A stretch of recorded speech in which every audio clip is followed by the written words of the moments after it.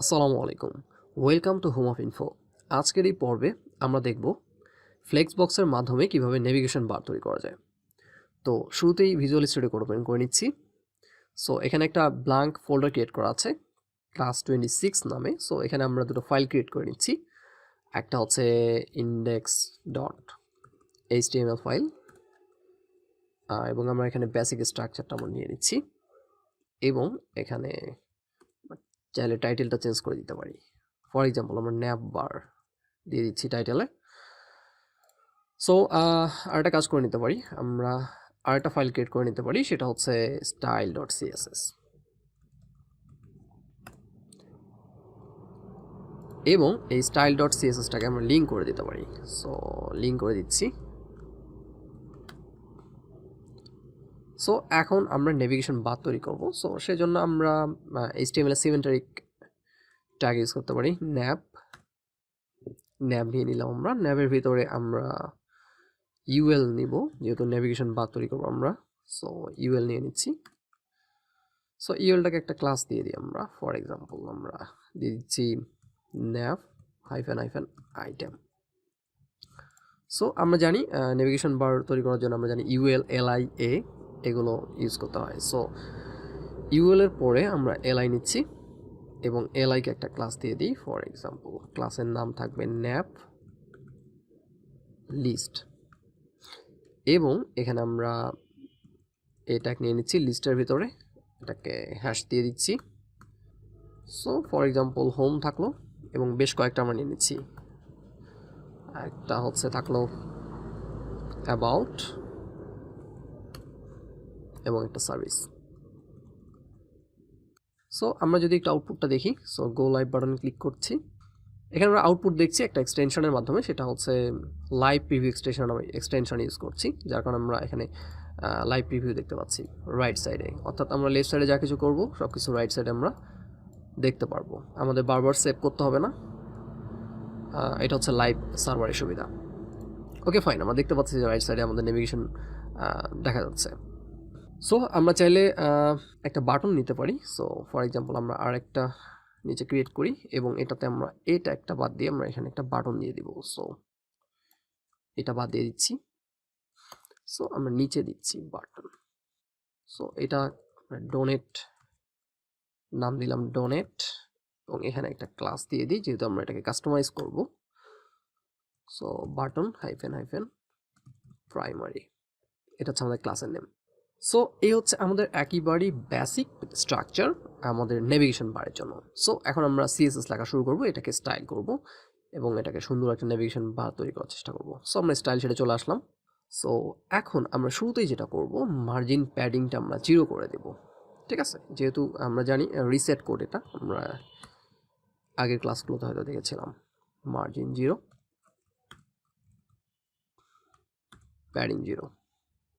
Alright, so আমরা দেন body নিয়ে নিচ্ছি। সো বডিতে আমরা একটা ব্যাকগ্রাউন্ড কালার দিব, যেহেতু নেভিগেশন বারটা যেন সুন্দর বোঝা যায় সেই জন্য। সো একটা ব্যাকগ্রাউন্ড কালার আমরা দিয়ে দিচ্ছি। ফর এক্সাম্পল আমরা RGBA ইউজ করি। সো আমরা ভ্যালুগুলো দিয়ে দিই 150।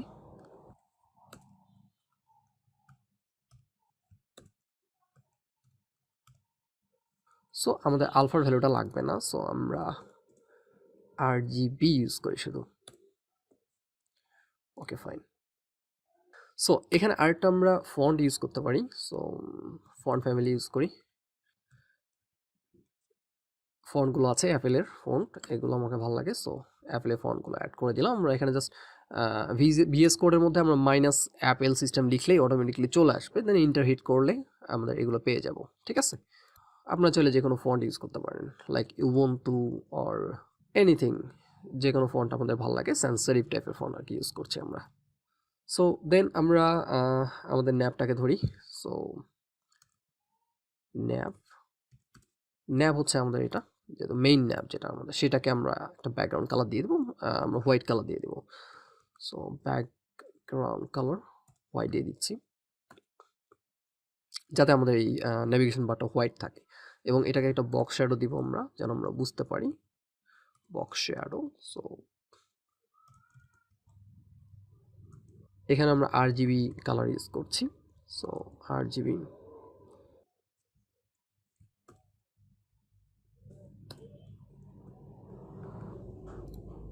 এখন আমরা যেটা করব সেটা হচ্ছে আমাদের যে এই মেনু আইটেমটা আছে, ন্যাব আইটেম।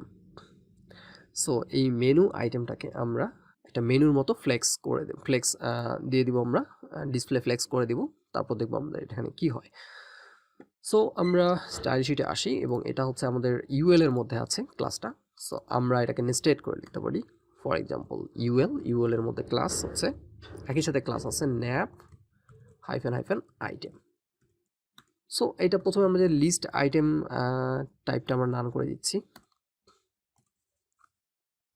এবং মার্জিন প্যাডিং আমরা 0 করে দিচ্ছি। বাই ডিফল্ট যদি কোনো মার্জিন প্যাডিং থাকে সেটা 0 হয়ে যাবে। এবং আমরা যদি এটাকে ডিসপ্লে করে দিই ফ্লেক্স, তাহলে কি ঘটনা ঘটবে? সো আমরা দিচ্ছি ডিসপ্লে ফ্লেক্স।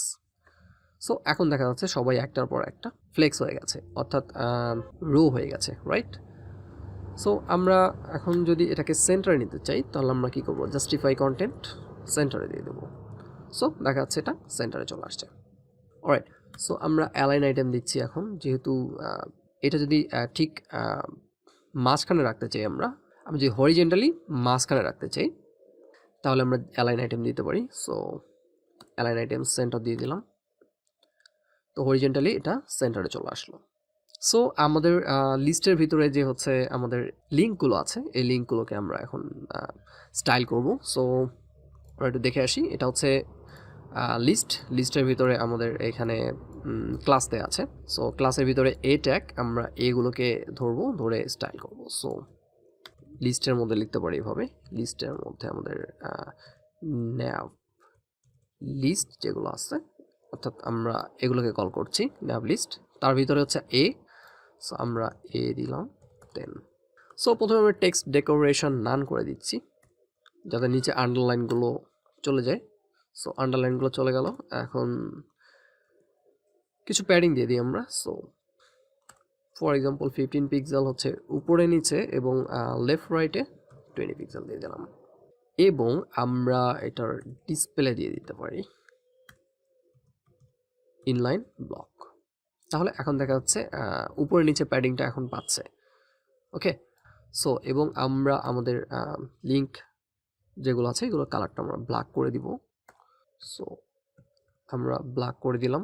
চাইলে আমরা ট্রানজিশন ইউজ করতে পারি এখানে, ট্রানজিশনস 3। সো এই ছিল আমাদের আইটেম গুলোকে স্টাইল করা। এবং আমরা যদি চাই এটার হোভার করলে একটা কালার চলে আসবে, সেটার জন্য আমরা হোভার দিতে পারি। সো লিস্টের মধ্যে এ, সেটাকে যদি আমরা কেউ হোভার করে তাহলে হচ্ছে কালারটা চেঞ্জ হয়ে যাবে। সো আমরা জাস্ট এখানে দেখার জন্য টমেটো কালার দিয়ে দিলাম। ওকে ফাইন, নাও লুকস গুড। সো আমাদের যে বাটনটা আছে, বাটনটাকে যদি আমরা স্টাইল করি, সো বাটনটাকে আগে স্টাইল করে নিই আমরা। সো বিটিএন প্রাইমারি আমরা হচ্ছে নাম দিয়েছিলাম ক্লাসের নাম। এখন আমরা জাস্ট ব্যাকগ্রাউন্ড কালার দিতে পারি। সো RGB কালার আমি ইউজ করছি।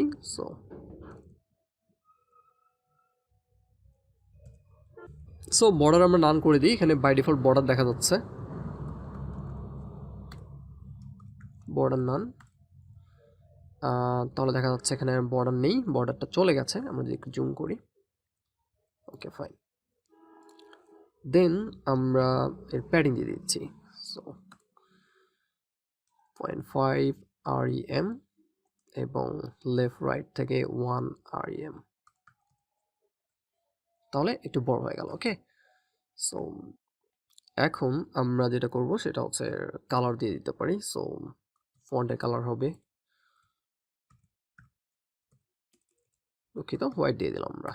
সো ফন্টের কালার হোয়াইট হয়ে গেছে। এখন আমরা ফন্ট ফ্যামিলিটা চেঞ্জ করে দিতে পারি। ফর এক্সাম্পল আমরা উবুন্টু ইউজ করছি, উবুন্টু, অথবা আমরা এখানে অ্যাপেলের সিস্টেমের যে ফন্টগুলো আছে সেগুলো দিয়ে দিলাম। Okay fine. সো এখন আমরা বর্ডার রেডিয়াস দিব। সো বর্ডার রেডিয়াস 3 পিক্সেল দিয়ে দিচ্ছি। সো এখন আরেকটা প্রবলেম, সেটা হচ্ছে হোভার করলে আমাদের এখানে পয়েন্টটা দেখা যাচ্ছে না। সো এই জন্য আমরা কার্সার পয়েন্টটা দিয়ে দিচ্ছি। ওকে, এখন ঠিক আছে। এখন আমরা পয়েন্টার দেখতে পাচ্ছি হোভার করলে। সো এখন আমাদের মেনুটা অলরেডি ক্রিয়েট হয়ে গেল। আমরা যদি একটু বড় করি এবং আমরা দেখি, এটা হচ্ছে আমাদের সেন্টারে আছে মেনুটা। সো আমরা যেটাকে রাইট সাইডে নিতে পারি, আমরা সিম্পলি কি করব, আমাদের ন্যাব যে আইটেম আছে এখানে জাস্টিফাই কন্টেন্ট ফ্লেক্স এন্ড করে দেব, তাহলে এটা রাইট সাইডে চলে যাবে। এবং যদি আমরা এটা স্টার্ট দিই, স্টার্ট, তাহলে এটা শুরু থেকে চলে আসবে, সামনের দিকে চলে আসবে। সো আমরা আপাতত সেন্টারে রাখছি, সেন্টার, তাহলে এটা সেন্টারে থাকবে। Okay fine. এখন যেটা করব সেটা হচ্ছে এটার মধ্যে আমরা ড্রপ ডাউন মেনু নিয়ে আসবো। সো ড্রপ ডাউন নিয়ে আসার জন্য আমরা যেটা করব, আমরা আগে HTML ফাইলে আসি এবং এখানে ড্রপ ডাউনটা ক্রিয়েট করে নিই। সো ফর এক্সাম্পল আমরা সার্ভিসের ভিতরে ড্রপ ডাউন ইউজ করব। সো সার্ভিসের ভিতরে যে এ ট্যাগ যেখানে শেষ হয়েছে আমাদের এ, এখানে আমরা আসলাম, এর ভিতরে আমরা এখানে আবার ইউএল নিব এবং এলআই নিব। সো আমরা এখানে কমেন্ট করে দিই। বাই দ্য ওয়ে, আমি হচ্ছে রোডের পাশেই থাকি, সো বাইরে থেকে অনেক নয়েজ আসতে পারে, so please ignore this noise. আচ্ছা, সো আমরা ইউএল নিয়ে নিলাম আবার এই এলআইয়ের ভিতরে। সো এখানে একটা ক্লাস দিয়ে দেওয়া যেতে পারে, সেটা হচ্ছে drop down item, drop down hyphen hyphen item. So UL এর ভিতরে আমরা এলআই নিলাম এবং এলআইটাকে আমরা ক্লাস দিচ্ছি না, জাস্ট আমরা এ ট্যাগ দিচ্ছি, এখানে আমরা আপাতত হ্যাশ দিয়ে দিচ্ছি। সো এখানে আমরা ফর এক্সাম্পল মোবাইল, ল্যাপটপ এবং ডেস্কটপ তিনটা ওয়ার্ড লিখে দিলাম। সো প্রথমে এরকম আগলি দেখা যাবে হয়তো, সো এটা টেনশনের কোনো কারণ নেই, আমরা একটু পরে এটা ঠিক করে নিচ্ছি। তো আমরা যেটা করব যেটা হচ্ছে এই যে আমাদের ইউএল আইটেমটা আছে, এই আইটেমটাকে আমরা পজিশনে অ্যাবসলিউট করে দেবো আগে, ঠিক আছে।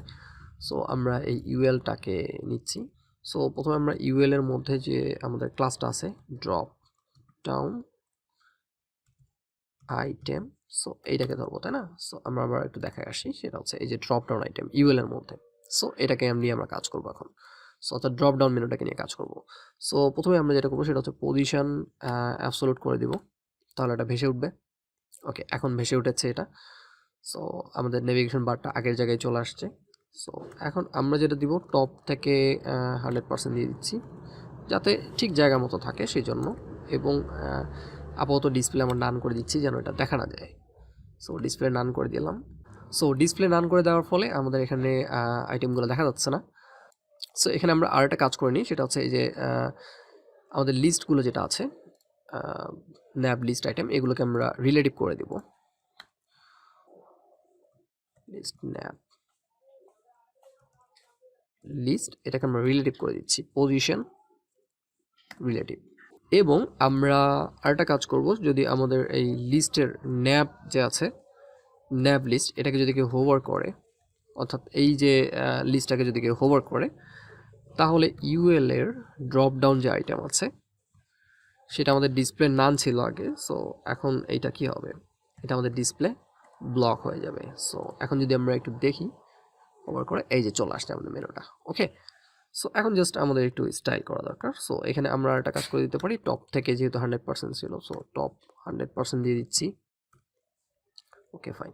সো এটা ভালো দেখা যাচ্ছে না, এটাকে আমরা একটু স্টাইল করে নিব। সো সেই জন্য আমরা ড্রপ ডাউন আইটেমে চলে আসলাম, ব্যাকগ্রাউন্ড কালার দিয়ে দিচ্ছি সো হোয়াইট, তাহলে আমার ব্যাকগ্রাউন্ড কালারটা হোয়াইট হয়ে গেল। এবং এখানে লেফট সাইডে আমাদের ডিস্ক দেখতে পাচ্ছি। সো ডিস্কগুলোকে আমরা তুলে দেওয়ার জন্য আচ্ছা লিস্ট স্টাইল টাইপ আমরা নান করে দিতে পারি, তাই না। সো আমরা সেটা করি, ড্রপ ডাউন আইটেমের ভিতরে যদি কোনো লিস্ট থাকে, সো এটা হচ্ছে ড্রপ ডাউন আইটেম, এগুলোর ভিতরে লিস্ট আছে। সো আমরা এখানে নিচ্ছি, সেটা হচ্ছে ড্রপ ডাউন আইটেমের ভিতরে যদি কোনো লিস্ট স্টাইল টাইপ যেটা আর কি, সেটা আমরা নান করে দিয়ে আগে। সো এখন ঠিক আছে, ওকে ফাইন। সো এখন আমরা হোভার করলে মেনুটা সুন্দরভাবে চলে আসছে, রাইট। সো এটার মধ্যে আমরা একটা শ্যাডো দিতে পারি, শ্যাডো দিলে আরও বেশি ভালো লাগবে। সো এখানে আমরা শ্যাডোটা ইউজ করছি, যে শ্যাডোটা আমরা উপরে ইউজ করেছিলাম সেটাই আমরা ইউজ করি। সো এখানে একটা বক্স শ্যাডো আছে, জাস্ট কপি করছি এবং এখানে আমরা পেস্ট করে দিচ্ছি। সো এখন একটা বক্স শ্যাডো আমরা এখানে দেখতে পাচ্ছি, অলরাইট। সো এই হচ্ছে আমাদের নেভিগেশন মেনু, তার সাথে আমাদের ড্রপ ডাউন মেনু। ওকে, সো আমরা এখানে যদি আরও একটা জিনিস চাই, সেটা হচ্ছে আমাদের লেফট সাইডে যদি আমরা চাই যে আমাদের এখানে ব্র্যান্ডের নাম থাকবে এবং আমাদের মেনুটা রাইট সাইডে থাকবে, সেটার জন্য কী করতে পারি? সেটার জন্য আমরা খুব সিম্পলি কাজ করতে পারি। সেটা হচ্ছে আমাদের ফার্স্ট যে চাইল্ড, এটা হচ্ছে আমাদের লিস্টের ফার্স্ট চাইল্ড, এটাকে আমাদের মার্জিন যদি অটো করে দিই তাহলে এটা লেফট সাইডে চলে আসবে এবং মেনুটা রাইট সাইডে চলে যাবে।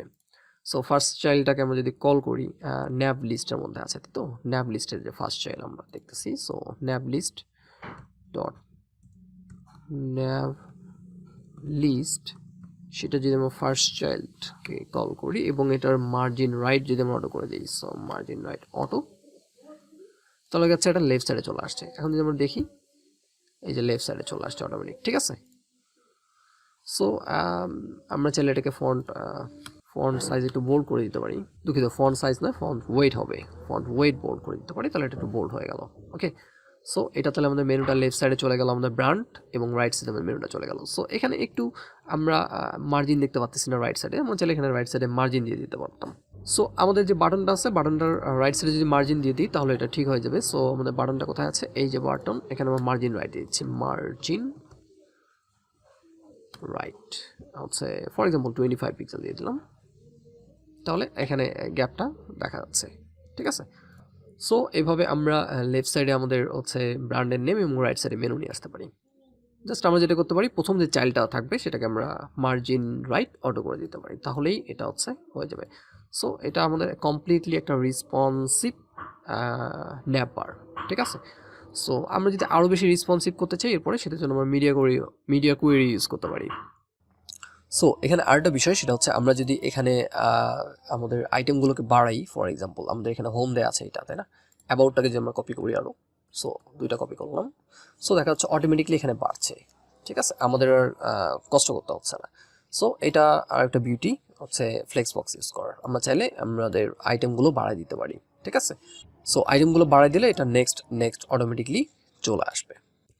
সো এই ছিল সিম্পল একটা navigation bar. Hope you guys like this tutorial. Thank you for watching, ভালো থাকবেন সবাই, আল্লাহ হাফেজ।